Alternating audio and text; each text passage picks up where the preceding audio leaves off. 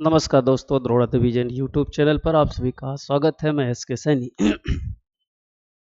आइए हम सभी लोग देखते हैं आगामी दिसंबर में जो पेपर होने वाला है उसमें सीटेट का जो एसएसटी का पेपर है वो कैसे आप सॉल्व करेंगे।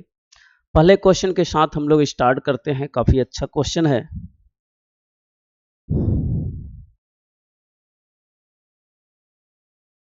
कह रहा है ईवी रामास्वामी नायकर और पेरियार, ये दोनों हैं कहाँ के? ये केरला के हैं, केरल के रहने वाले हैं। मनु संहिता, भगवत गीता, रामायण जैसे ग्रंथों का आलोचक थे। सही बात है, एकदम सही बात है। वो इन चीजों का आलोचक थे। क्यों थे? यहां पे देखिए, पेरियार ने देखा कि यह ग्रंथ निम्न जातियों के ऊपर उच्च जातियों, यानी निम्न जातियों के ऊपर जो है उच्च जातियां हैं, और महिलाओं के ऊपर पुरुषों का वर्चस्व स्थापित करने के लिए उपयोग में लाए जाते हैं। जो मनु संहिता है, भगवत गीता है, रामायण है, इसमें मनु संहिता में देखो वर्णन यह है, महिलाओं को लेकर के बहुत कठोर व्यवस्था, सामाजिक व्यवस्था की गई है। महिलाओं के प्रति बहुत कठोर सामाजिक व्यवस्था की गई है मनु संहिता में। महिलाएं घर से बाहर नहीं निकलेंगी, पढ़ेंगी नहीं, घर की चार दीवारी में रहेगी, सारी व्यवस्था इसमें लिखा गया है। तो यही इनका ये ईवी रामास्वामी का था कि ये जो ग्रंथ हैं, चाहे मनु संहिता हो, चाहे भगवत गीता हो, चाहे रामायण हो, उसमें ऊंची जातियों का नीची जातियों पर वर्चस्व है और पुरुषों का महिलाओं पर वर्चस्व है। इसी कारण उन्होंने क्या किया था, इसका विरोध किया था। इसी के कारण ऐसा आया हुआ है। इसलिए दोनों तो सही है और उसकी व्याख्या भी करेगा। तो इसका जो ऑप्शन होगा वो फर्स्ट सही होगा। इस क्वेश्चन का जो ऑप्शन आएगा वो फर्स्ट ऑप्शन सही होगा, क्योंकि इसी के कारण ऐसा होता है। जब रीजन, इसका रीजन ये बनेगा, इस क्वेश्चन का रीजन ये बनेगा, तो हमेशा एक्सप्लेन करेगा, व्याख्या करेगा, और रीजन नहीं बनेगा, दोनों स्टेटमेंट सही हो गए अलग अलग, तो व्याख्या नहीं करेंगे, और एक गलत एक सही तो आप पहचान लेंगे। ज्यादा कंफ्यूजन यहां होती है, लेकिन ये क्वेश्चन जब इसका रीजन बन रहा है तो व्याख्या भी करेगा। इस क्वेश्चन के लिए आप ए लगाएंगे। दूसरा देखिए यहां पे है, ईवी रामास्वामी नायकर और पेरियार मनु संहिता, भगवद गीता, रामायण जैसे ग्रंथों के आलोचक थे। पेरियार ने देखा कि ग्रंथ निम्न जातियों के ऊपर उच्च जातियों और महिलाओं के ऊपर पुरुषों का वर्चस्व स्थापित करने के लिए उपयोग किया जाता है। उपयोग किया जाएगा, उसका हवाला दिया जाएगा कि देखो रामायण में ये लिखा है, देखो महाभारत में ये लिखा है, देखो भगवत गीता में ये लिखा है, देखो मनु संहिता में जो सामाजिक रूल है इसमें ये है। इसलिए उन्होंने इसका विरोध किया था। क्वेश्चन नंबर दूसरा देखते हैं हम लोग। किस गवर्नर जनरल ने घोषणा की थी कि बहादुर शाह जफर अंतिम मुगल राजा होंगे? देखो, मुगलों की स्थापना बाबर ने किया था पानीपत के युद्ध में।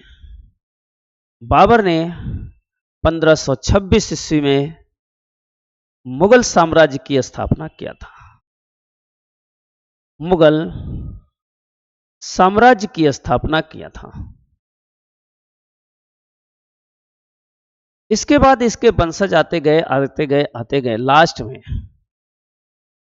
बहादुर शाह जफर, यह 1857 की क्रांति में लाल किले में इसे नेता घोषित किया गया था। और उस समय पूछ रहा कौन वायसराय था, कौन गवर्नर था जिसने यह घोषित कर दिया कि अब मुगल बादशाह की सत्ता पूरी तरह से समाप्त कर दी जाएगी। तो यहां पे देखते हैं, Lord Canning, Lord Dalhousie, Lord Hardinge, Lord Elgin. आपको यह मालूम होना चाहिए कि ये काम तब हुआ है जब भारत में 1857 की क्रांति हुई थी। 57 की क्रांति हुई थी, और 1857 की क्रांति के समय भारत का कौन गवर्नर जनरल था? अगर आपसे पूछा जाए कि 1857 की क्रांति के समय भारत का कौन गवर्नर जनरल था, तब वह आपको स्पष्ट हो जाएगा, क्लियर हो जाएगा। लॉर्ड कैनिंग जो है गवर्नर जनरल था, और लॉर्ड कैनिंग दो कारणों से जाना जाता है। यह यह अंतिम गवर्नर जनरल था, अंतिम गवर्नर जनरल था, अंतिम गवर्नर जनरल था। दूसरी बात, लॉर्ड कैनिंग ने पहला वायसराय था, पहला वायसराय था। दोनों पदवी इसको मिली हुई थी, क्योंकि 1857 की क्रांति के बाद जो है गवर्नर का पोस्ट समाप्त कर दिया गया, और ईस्ट इंडिया कंपनी ने कहा जो गवर्नर है अब वो वायसराय होंगे। उनका नाम वो पोस्ट बदल दिया वायसराय। अब वायसराय क्या करेंगे, देसी राजाओं से संपर्क स्थापित करते रहेंगे।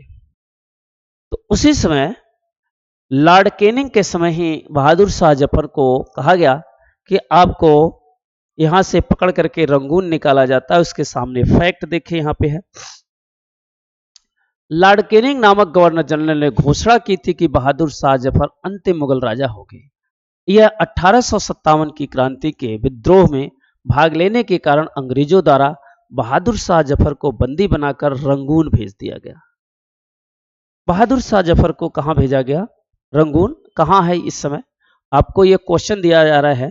क्वेश्चन पढ़ेंगे और मैसेज करके बताएंगे कि रंगून किस राज्य में है, रंगून कहां है।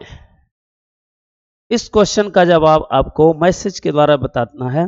देखते हैं आप कितने पढ़ रहे हैं, कितनी तैयारी है आपको। रंगून जो है कहां पे है ये बताना है आपको। रंगून भेज दिया गया, और लॉर्ड डलहौजी जो है व्युत्पत्ति का सिद्धांत, व्युत्पत्ति हड़प की नीति, लॉर्ड डलहौजी ने चलाया था डॉक्ट्रिन ऑफ लैप्स। इसे डॉक्ट्रिन ऑफ लैप्स कहते हैं, हड़प की नीति। यह हड़प की नीति का था। इसमें यह था कि जिस राजा के पास बालक नहीं होते थे, बेटे नहीं होते थे, उसकी जो है प्रॉपर्टी क्या कर ली थी, अपने में मिला लेते थे। इसे डॉक्ट्रिन ऑफ लैप कहते। इसी समय 1857 की क्रांति का ये हुआ था। उसके पहले रानी लक्ष्मीबाई वंशज नहीं थे, उसको जो है अपने में मिलाने का प्रयास किया। बहुत सारे राजाओं ने 1857 की क्रांति में इसी डॉक्ट्रिन ऑफ लैप्स की तरह से। लॉर्ड हार्डिंग, हार्डिंग नरबली प्रथा पर प्रतिबंध लगाया, और एल्गिन ने जो है प्रतिबंधक बाहशी आंदोलन पर प्रतिबंध। एल्गिन ने बाहशी आंदोलन, हार्डिंग ने नरबली आंदोलन पे प्रतिबंध लगाया था। इससे आपको बहुत सारे फैक्ट मिलेंगे एक क्वेश्चन से, और बहुत सारे फैक्ट के बाद आप की कंसेप्ट क्लियर हो सकता है। क्वेश्चन नंबर अगला,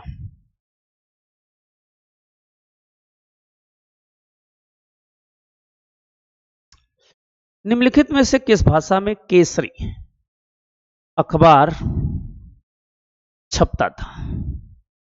केसरी और मराठा दो अखबार छपते थे। केसरी और मराठा दो अखबार छपते थे, और दोनों जो है छापने वाले किस भाषा में था। केसरी और मराठा दो अखबार थे, और इसको मराठा जो है, केसरी जो है किस भाषा में छपता था, अंग्रेजी। ये मराठी भाषा में छपता था। क्यों, क्योंकि इसको निकालने वाले बाल गंगाधर तिलक थे, और बाल गंगाधर तिलक कहाँ के रहने वाले हैं, बाल गंगाधर तिलक, बाल गंगाधर तिलक थे इसको निकालने वाले। कौन कौन, केसरी और मराठा। केसरी और मराठा ये दो मैगजीन निकालते थे। केसरी जो है आपको किस भाषा में थी, मराठी भाषा में थी। तो इसी केसरी में एक लेख छपा था, जिसके कारण जो है उनको आजीवन कारावास सुनाया गया था। देखो यहाँ पे मराठी भाषा में केसरी अखबार छपता था। केसरी अखबार का प्रकाशन बंबई से बाल गंगाधर तिलक द्वारा स्थापित किया गया। इसको कौन करता था, बाल गंगाधर तिलक करते थे। ठीक है, इसी केसरी में एक लेख छपा था, जिसमें यह छपा था कि प्लेग, उस समय प्लेग आया हुआ था, प्लेग से ज्यादा खतरनाक अंग्रेज है, अंग्रेजों ने इन्हें पकड़ करके जेल में डाल दिया, कारावास करवा दिया। तो यहां से भी क्वेश्चन आपके मिल सकता है। यहां पे देखो, निम्नलिखित से किस एक्ट से भारतीय संविधान द्वारा काफी संख्या में प्रावधान लिए गए? भारत का जो संविधान है, सबसे ज्यादा प्रावधान कहां से लिया गया है? भारतीय संविधान में जो ब्रिटिश ईस्ट इंडिया कंपनी आई, वो धीरे धीरे एक्ट निकालती थी। एक तो आएगा रेगुलेटिंग एक्ट आएगा। रेगुलेटिंग एक्ट सबसे पहले 1773 का रेगुलेटिंग एक्ट आएगा। रेगुलेटिंग एक्ट का मतलब होता है इनको रेगुलेट करने वाला नियम। 1784 का आएगा, 1713 का आएगा, 1813, 1833, 1861, 1892, फिर आएगा 1909 का अधिनियम, फिर आएगा 1919 का अधिनियम, और फिर आएगा 1935 का अधिनियम। सबसे लास्ट में 1935 का अधिनियम आया था। सबसे लास्ट में 1935 का अधिनियम आया था। इसके बाद जो है भारत 15 अगस्त 1947 को स्वतंत्र हो गया। तो जैसे जैसे यहां पे राष्ट्रवाद उदय होता जाता था, राष्ट्रवाद की चेतना जागती जाती, लोग विद्रोह करते थे ब्रिटिश ईस्ट इंडिया कंपनी का, तो ब्रिटिश ईस्ट इंडिया कंपनी एक नया रेगुलेटिंग एक्ट ला देती थी। एक जो है भारतीय शासन अधिनियम लाती थी। पहले रेगुलेटिंग एक्ट था, फिर इसके बाद 1857 की जब क्रांति आएगी, 1857 की क्रांति के बाद जो है 1858 का भारत शासन अधिनियम आएगा। भारत शासन अधिनियम आएगा। भारत शासन अधिनियम 1858 आएगा, जिसमें यह कहा गया जाएगा कि जो ब्रिटिश ईस्ट इंडिया कंपनी है, उसकी सत्ता भारत पर पूरी तरह से समाप्त कर दी जाएगी। अब भारत के किसी भी केस के लिए उत्तरदायित्व सीधे ब्रिटिश की संसद होगी, यानी महारानी विक्टोरिया होगी। इसलिए अब रेगुलेटिंग एक्ट को चेंज करके उसका नाम कर दिया जाएगा भारत शासन अधिनियम। तो रेगुलेटिंग एक्ट क्वेश्चन पूछ सकता है कि कब जो है भारत शासन अधिनियम में चेंज हो गया। अब ये 1858 के समय, 1857 की क्रांति के बाद जस्ट ही 1858 का अधिनियम आया, जिसमें कहा कि यह अब जो है भारत में पूरी तरह सत्ता जो है और ब्रिटिश ईस्ट इंडिया कंपनी के अधीन से खींच करके संसद को दे दी गई। और संसद में कोई भी कार्रवाई होती थी, वहां एक जो है विदेश विभाग बनाया गया था, विदेश सचिव होता था।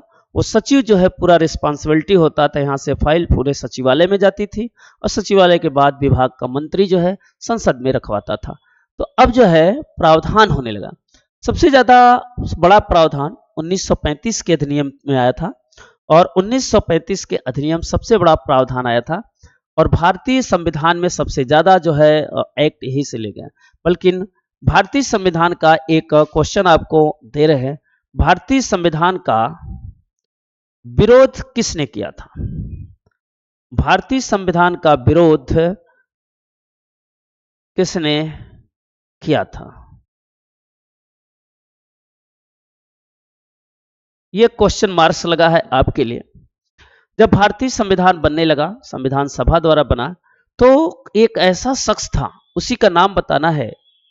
नाम मैं आपको ऑप्शन दे दे रहे हैं। एक जो है पंडित जवाहरलाल नेहरू, दूसरा जो है डॉक्टर BR अम्बेडकर, तीसरा जो है सरदार वल्लभ भाई पटेल, चौथा गांधी जी। 4 ऑप्शन में से कोई एक बताना है, सोच करके बताना है आपको कि भारतीय संविधान का विरोध किसने किया था, क्यों किया था। इसलिए किया था कि वो स्टेटमेंट था कि अगर भारत के पास अगर 1935 का अधिनियम है तो संविधान की कोई जरूरत नहीं होगी, क्योंकि यह बहुत बड़ा अधिनियम था और इसी से पूरी इंडिया रेगुलेट हो जाती थी। इसी का 2/3 भाग वर्तमान संविधान में स्वीकार किया गया है, स्वीकार किया गया है। भारतीय संविधान का 2/3 पार्ट जो है इसी 1935 के एक्ट से है, लेकिन उसका विरोध भी किया था। संविधान सभा का विरोध करने वाले वो कौन से शख्स हैं और आप बता देंगे और मैसेज के द्वारा बताएंगे। देखो यहाँ पे 1935 का एक्ट में भारतीय संविधान द्वारा काफी संख्या में प्रावधान लिए गए हैं। यह एक विस्तृत दस्तावेज था जिसमें 321 अनुच्छेद 10 अनुसूचियां थी। इसमें प्रस्तावना का अभाव था। इस अधिनियम द्वारा देखो ये क्वेश्चन भी पूछेगा किसमें प्रस्तावना का अभाव था, और 1919 के प्रस्तावना को इसमें जोड़ा गया था। प्रस्तावना को जोड़ा गया है। भारतीय संघ की स्थापना का प्रावधान किया गया था। इस अधिनियम के तहत 1937 में एक संघीय न्यायालय की स्थापना की गई जो सुप्रीम कोर्ट है, इसी समय हुआ था। सुप्रीम कोर्ट की स्थापना इसी समय हुई थी। एक क्वेश्चन और है, हाल ही में नए सुप्रीम कोर्ट के सीजेआई बने, चीफ जस्टिस ऑफ इंडिया, हाल ही में है, उनका नाम बताना है। क्योंकि ये जो पुराने चंद्रचूड़ थे वो रिटायरमेंट हो गए हैं और 10 नवंबर को हुए हैं। तो जब 10 नवंबर को इन्होंने क्या किया, रिटायरमेंट हो गया, तो उनके स्थान पर नया सीजेआई है। पूछ सकता है आपसे कि वर्तमान समय में नया सीजेआई कौन है, चीफ जस्टिस ऑफ इंडिया कौन है, यह क्वेश्चन आपको बताना है। इसी अधिनियम द्वारा बर्मा को ब्रिटिश भारत से पृथक कर लिया गया। देखो भारत में बर्मा भी था जिसे हम लोग आज म्यांमार कहते हैं, तथा दो नए प्रांत सिंध और उड़ीसा का निर्माण हुआ। 1909 के एक्ट में मार्ले मिंटो सुधार के नाम से जानते हैं, ये याद रखना। 1909 को मार्ले मिंटो सुधार कहते हैं और 1919 को, ठीक है, 1909 को मार्ले मिंटो सुधार के नाम से जानते हैं, जाना जाता है। इसी अधिनियम द्वारा मुसलमानों के लिए सांप्रदायिक प्रतिनिधित्व पृथक निर्वाचन प्रणाली की स्थापना की। भारतीय स्वाधीनता अधिनियम 1947 अधिनियम के तहत भारत का विभाजन कर दिया गया। दो स्वतंत्र राज्य बन गए, भारत और पाकिस्तान। की स्थापना की। इस अधिनियम के अंतर्गत 15 अगस्त 1947 से भारतीय रियासतों पर ब्रिटिश संप्रभुत्व का समाप्ति की घोषणा की गई। समाप्त की घोषणा की गई।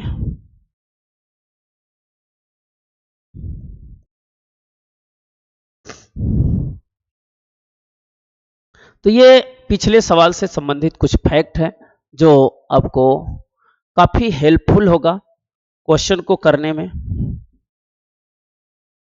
अगला सवाल फिर हम लोग चलते हैं।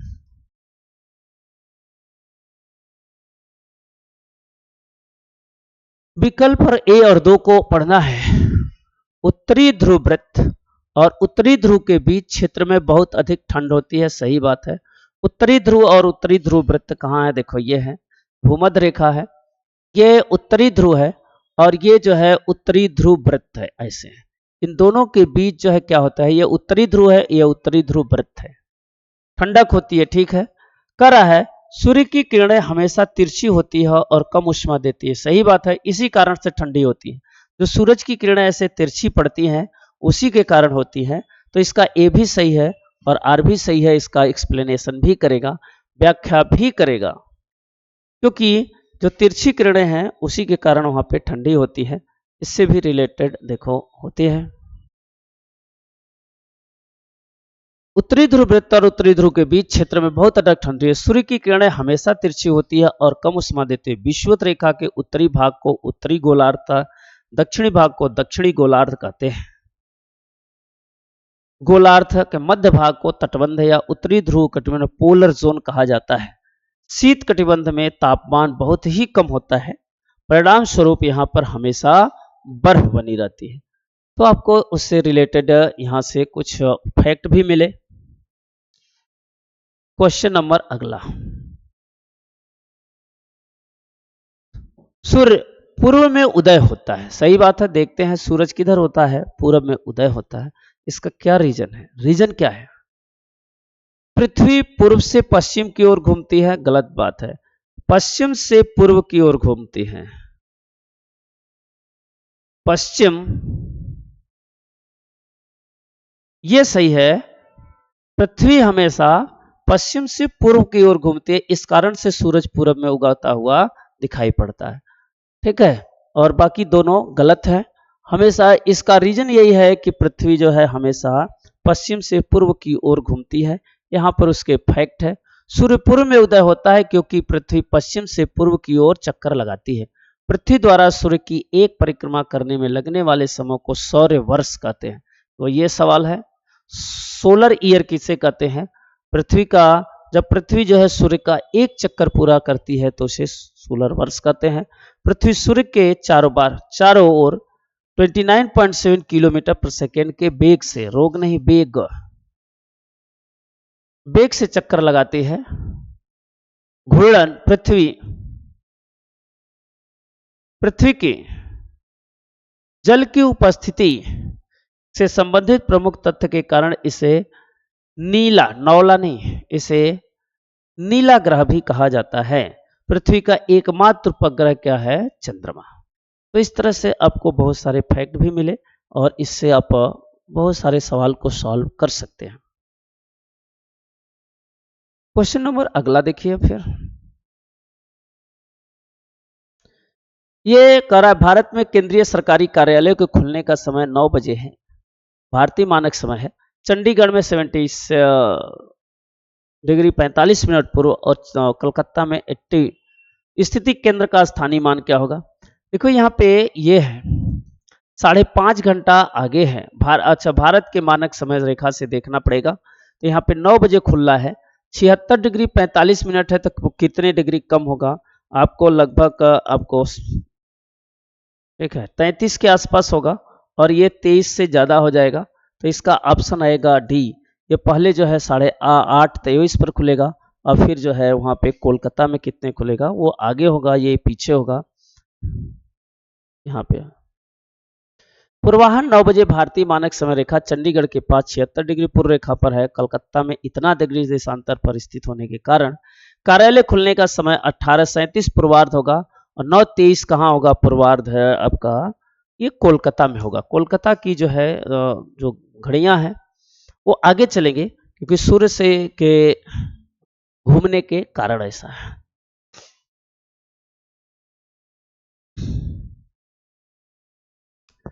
दक्कन पठार अपने पश्चिमी भाग पर कौन सी भौतिक विशेषताएं जुड़े? देखो दक्कन का पठार ये है, इसे कहते हैं दक्कन का पठार। दक्कन को पठार को सह्याद्री नाम से भी जानते हैं। सह्याद्री नाम से जानते हैं, क्यों ऐसा होता है? क्योंकि यहाँ पे बारिश खूब होती है। ठीक है, बारिश होने से ये भाग बहुत हरा भरा होता है और सबसे ज्यादा जैव विविधता इसी में पाई जाती है। क्योंकि बायोडाइवर्सिटी सबसे ज्यादा पाई जाएगी, बारिश होगा, बारिश से डिफरेंट टाइप के स्पीसीज पाए जाएंगे, चाहे वो जंतुओं को हो चाहे पेड़ पौधे को। तो इससे सबसे ज्यादा सह्याद्री पेड़ पौधे इसी में आपको मिलेंगे। विंध्याचल की पहाड़ियां कहीं और है, विंध्याचल और सतपुड़ा। नीलगिरी की पहाड़ियां दक्षिण साइड में है। ठीक है ना, ऐसे देखेंगे तो इधर होएगा नीलगिरी की पहाड़ियां, यहां पर आएगा विंध्याचल और सतपुड़ा, ये पहाड़ियां यहां पे आएंगी और सह्याद्री पहाड़ियां ये आएंगी। इस तरह से आप इसका ऑप्शन सी मार सकते हैं। देखो यहाँ कुछ उससे रिलेटेड फैक्ट है, कुछ फैक्ट पर भी काम करते हैं। देखिए दक्कन का पठार अपने पश्चिम भाग में सह्याद्री से जुड़ा हुआ है। 16 डिग्री उत्तरी अक्षांश रेखा सह्याद्री को 2 भागों में विभाजित करता है, उत्तरी सह्याद्री और दक्षिणी सह्याद्री। उत्तरी सह्याद्री का सर्वोच्च शिखर कात्यूबाई, ये सवाल आपको मिलेगा। उत्तरी सह्याद्री का सबसे बड़ा शिखर कात्यूबाई है जो 1646 मीटर है और दक्षिणी सह्याद्री का सर्वोच्च शिखर कुद्रेमुख है जो 1892 मीटर है। दक्कन का पठार मध्य प्रदेश महाराष्ट्र राज्य में स्थित है। यह पठार ज्वालामुखी बेसाल चट्टानों से बनी हुई है। क्वेश्चन पूछेगा कि यह सह्याद्री जो है किससे बनी हुई है? ज्वालामुखी बेसाल चट्टानों से बना हुआ है। इस पठार के पूर्वी भाग में विदर्भ कहा जाता है तथा दक्कन पठार की काली मिट्टी पाई जाती है जो कपास के लिए उपयुक्त होती है। काली मिट्टी किसके लिए होती है? कपास के लिए उपयुक्त मिट्टी होती है। इससे कुछ रिलेटेड आपके पास फैक्ट थे। अगला क्वेश्चन यहां पे देखेंगे।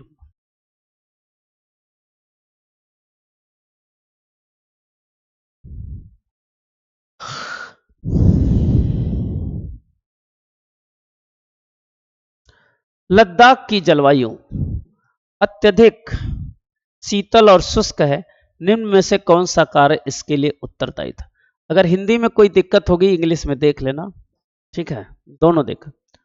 अक्ष एल्टीट्यूड, ठीक है, एकेडमिक ई नहीं, प्रेशर समुद्र से दूरी। यहाँ पे जो लैटिट्यूड है, जो उसकी ऊंचाई है, जो हाइट है, उसके कारण होती है। भारत में ये आपको लेह लद्दाख है, यहाँ पे लद्दाख है। लद्दाख का जो एल्टीट्यूड है ये 0 डिग्री है भूमध्य रेखा से। यहाँ से जो इसकी ऊंचाई है उसी के कारण वहां पे ठंडक पड़ने का कारण है। तो इसके बारे में भी कुछ हम लोग देखते हैं फैक्ट।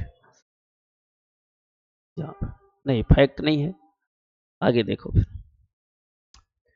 कम तापमान वाले क्षेत्रों में वायु ठंडी होती है, सही बात है। कारण दिया है ठंडे क्षेत्रों में वायु भारी होती है, ठीक है, दोनों बात सही है। कम तापमान वाले क्षेत्रों में वायु ठंडी होती है, क्यों होती है? ठंडे क्षेत्र में वायु भारी होती है, इस कारण से होती है। इसका ए सही होगा। ए और आर दोनों सही है और उसकी व्याख्या भी करेगा। क्वेश्चन नंबर अगला,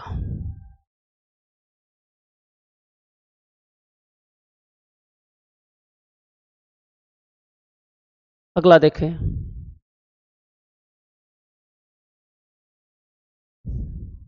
निम्नलिखित में से कौन सा जनसंपर्क माध्यम मास मीडिया का उदाहरण नहीं है? मास मीडिया का, तो यहां पे देखिए, न्यूज़पेपर है, रेडियो है, सेल्युलर फोन ये नहीं है, टेलीविजन है। तो इसका हमें कह रहा है कौन नहीं है, मास मीडिया का कौन उदाहरण नहीं है? सेल्युलर फोन सबका पर्सनल होता है, ये मास मीडिया का उदाहरण नहीं है। मास मीडिया जिससे सभी लोग जुड़े होते हैं, ये 3 है, लेकिन ये सी वाला ऑप्शन गलत होगा इसका। अगला सवाल देखते हैं। भूमध्य सागरीय प्रकार की वनस्पति कहां पाई जाती है? भूमध्य सागरीय देखो यहां पे पाया जाएगा,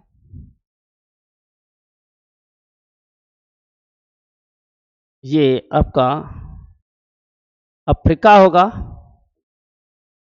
और ये यूरोप होगा और इधर एशिया होगा। इसी क्षेत्र में भूमध्य सागरीय पाए जाते हैं, भूमध्य सागर पाया जाता है। नील नदी यहीं से निकल के जाकर भूमध्य सागर में गिरती है, ठीक है। तो भूमध्य सागरीय प्रकार की वनस्पति कहां पाई जाती है? देखो, ये पाई जाएगी अफ्रीका, यूरोप और एशिया। ऐसा कोई ऑप्शन दिया है? यूरोप, अफ्रीका, एशिया का भूमध्य सागर के समीप वाले प्रदेशों में, ठीक है। संयुक्त राज्य अमेरिका कहाँ है? यूरोप, अफ्रीका और एशिया।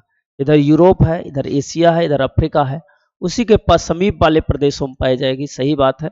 सबसे सुटेबल वाक्य इसका फर्स्ट होगा, क्योंकि ये कहाँ पाया जाएगा? एशिया के सबसे प्रसिद्ध क्षेत्र।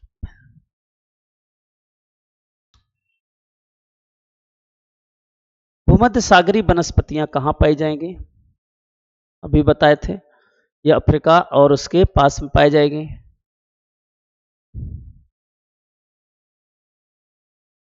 अगला क्वेश्चन, निम्न संसाधनों पर विचार करिए।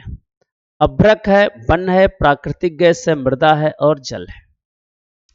निम्न में से कौन सा नवीकरणीय संसाधन है? एक होता है नवीकरणीय, जो जल्दी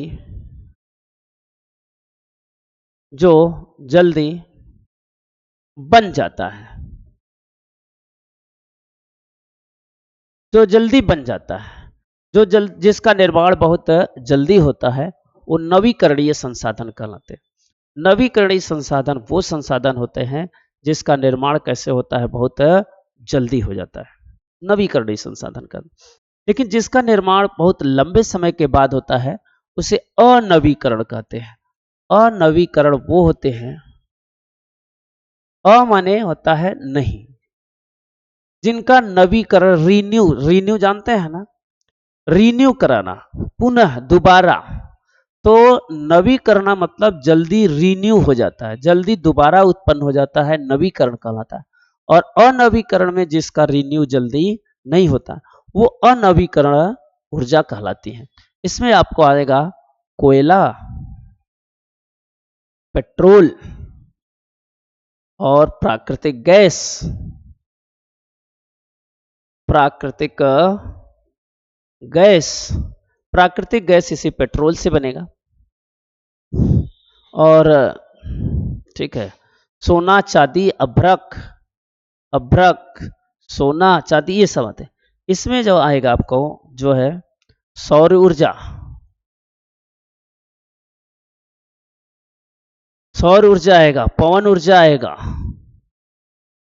सौर ऊर्जा, पवन ऊर्जा, मृदा आएगा, जल आएगा, ये सब आते हैं। प्राकृतिक वनस्पतियों में नवीकरणीय और अनवीकरणीय ऊर्जा के स्रोत हैं, जिसमें यहां पे आप देख सकते हैं, यहां पे देखिए, अभी उसको बताते हैं। देखिए पहले कॉन्सेप्ट समझिए, फिर वन, मृदा, जल प्राकृतिक संसाधन के नवीकरण संसाधन के उदाहरण कौन कौन है? वन, मृदा और जल, ये तीनों है उदाहरण। वन, यहां पे देखिए, अब आंसर में देखिए क्या है, वन या भ्रक नहीं होगा, वन होगा, मृदा होगा और जल होगा, यानी B D E, B D और ई। बी डी ई का मतलब देखो ये वाला सही है, सी सही है। सही तो ये है, क्यों सही है उसका रीजन बताते हैं, और आपको इसका रीजन बनाते हैं। है तो इसका बी डी ई, सी सही मिलेगा, लेकिन क्यों है इसके बारे में देखते हैं। यहाँ पे प्रकृति से प्राप्त होते हैं तथा कुछ संसाधनों के साथ उपयोग किए जाते हैं। वन मनुष्यों के लिए इमारती लकड़ी, जनजाति और जानवरों के लिए भोजन, पानी और आश्रय प्रदान करते हैं। जीवों के बीच पोषक चक्र खाद्य श्रृंखला बनाते हैं और प्रजातियों की जैव विविधता को छोटे बढ़ावा देते हैं। महासागरीय जल प्राकृतिक संसाधन का उदाहरण, देखो जल हुआ, वन हुआ, महासागरीय तरंगों का उपयोग तरंग शक्तियों का उत्पन्न करने के लिए किया जा सकता है, जो एक नवीकरणीय ऊर्जा है, स्रोत है। समुद्र से समृद्ध प्रजाति की जैव विविधता होती है, जहां पोषक चक्र समान होते हैं। प्राकृतिक संसाधन मानवता की प्राकृतिक विरासत का हिस्सा है। नवीकरणीय संसाधन ऊर्जा के उदाहरण है सोलर ऊर्जा, पवन ऊर्जा, जल विद्युत ऊर्जा, ज्वारीय ऊर्जा, बायोगैस ऊर्जा, जैव ईंधन। अनवीकरण के उदाहरण देखो, यहाँ पर संसाधन के उदाहरण कोयला, पेट्रोल और प्राकृतिक गैस। तो इस तरह से क्वेश्चन का आपको एक्सप्लेनेशन मिला, और इस एक्सप्लेनेशन के साथ आप आंसर को करेंगे तो आपको ज़्यादा कंसेप्ट क्लियर होगा, और जब कंसेप्ट क्लियर होगा तभी आपका सिलेक्शन होगा, नहीं तो फिर नहीं होगा। अब जो है सारे क्वेश्चन खत्म हो गए, हम लोगों ने जो डिस्कशन किया, फिर नए क्वेश्चन के साथ आपके साथ उपस्थित होंगे। तब तक सभी लोगों को धन्यवाद।